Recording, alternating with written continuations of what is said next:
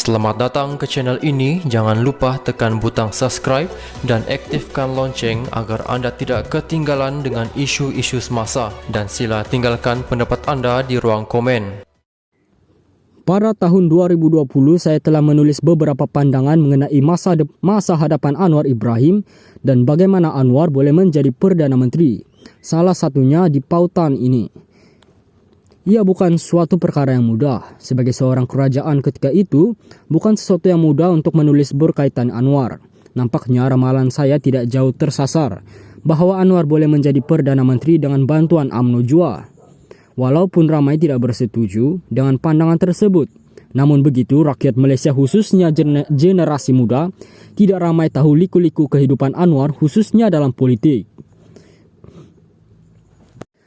Contohnya, generasi baru tidak ramai tahu kehidupan Anwar di Universiti Malaysia 1970-an memperjuangkan kedaulatan bahasa Melayu di jalanan Kuala Lumpur ketika itu.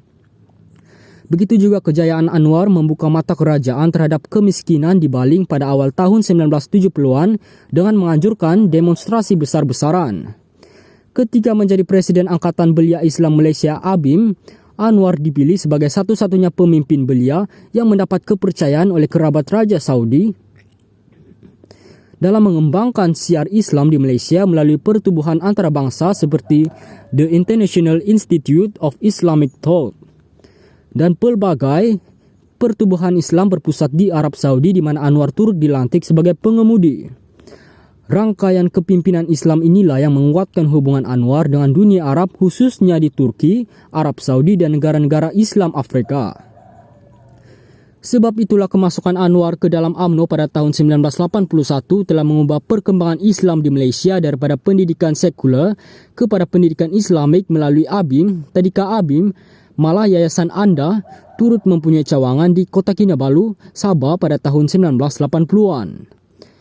Pemakaian Islamik menutup aurat di kalangan wanita Islam di Malaysia pula mula berkembang apabila Anwar membawa imej Islamik itu dalam perjuangannya dan kerajaan.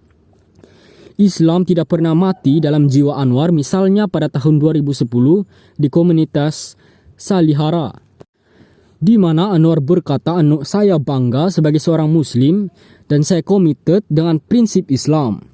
Tetapi saya berbeza pendapat besar, bahkan saya berbeza dengan kalangan yang menjadikan Islam itu sebagai faktor penghalang." Dari segi politik, Anwar memilih UMNO pada tahun 1981 kerana beliau percaya boleh mengislahkan UMNO, sebuah parti besar ketika itu, kepada perjuangan yang lebih baik.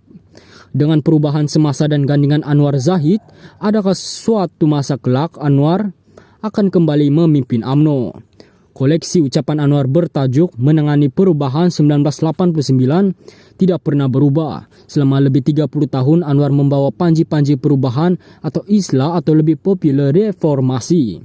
Ia juga selari dengan perjuangan rakan-rakan ilmuwan Anwar dalam Institut Kajian Dasar IKD, UNISEL, dengan membawa ketibaan makna yang lebih besar dalam kehidupan bernegara secara bersistematik. Contohnya, istilah patriotik diangkat martabat kepada istilah nasion. Orang biasa bercakap mengenai kebudayaan, tetapi Anwar bercakap perihal ketamadunan. Orang bercakap istilah pelajaran, tetapi Anwar memperkenalkan istilah pendidikan. Ramai orang bergaduh pasal bahasa Melayu, tetapi Anwar berani menggunakan bahasa Malaysia. Anwar seorang manusia yang kuat membaca. Usah dirisaukan hal perbandingan agama kerana Anwar sudah membaca Bhagavad Gita, Mahabharata, karya-karya Shakespeare, malah beberapa terjemahan Bible. Di peringkat antarabangsa pula, Anwar dan Indonesia tidak boleh dipisahkan. Ianya bukan baharu, kerana Anwar sudah bersama-sama dengan pemimpin belia Indonesia sejak tahun 1970-an lagi. Malah dalam lawatan keluarga minggu lalu di Jakarta, Yusuf Kala kelihatan sangat gembira Anwar akhirnya menjadi Perdana Menteri setelah diusahakan semasa era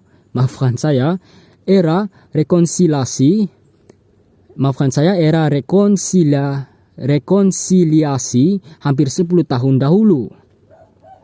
Mari kita sebut beberapa nama besar yang sangat akrab dengan Anwar dalam bidang masing-masing, antaranya Sheikh Taha Jabair Al-Wani dan Dr. Jamal Barjanzi, Gareth Evans, Dr. Otto Graf Lambsdorff, Andrew Natsios, tidak termasuk tokoh-tokoh negara jiran seperti Yusuf Kala, almarhum B.J. Habibie, dan Gus Dur. Anwar dan ilmu pengetahuan tidak pernah berpisah. Selepas rawatan di Munich 2005, Anwar berhijrah ke London menjadi pensyarah di St. Anthony College, Oxford. Di London, Anwar berkesempatan bertukar-tukar pandangan dengan tokoh-tokoh besar politik dan kerajaan seperti Al Gore, Desmond Tutu, dan Mary Robinson. Ketika itu juga International Crisis Group (ICG) melantik Anwar sebagai ahli lembaga pemegang amanah 2006. Malah, dalam satu kumpulan elit pelabur dunia, Anwar turut dilantik sebagai Presiden Accountability, sesuatu rangkaian pelaburan antarabangsa dalam Generation Investment Management Group (GIMG). Maka saya optimis isu-isu pelaburan dan perdagangan antarabangsa Malaysia dengan bisnis antarabangsa akan lebih menguntungkan rakyat dan negara Malaysia. Kita perlu beri masa kepada Anwar dan pasukan kabinetnya, usah terlalu prejudis.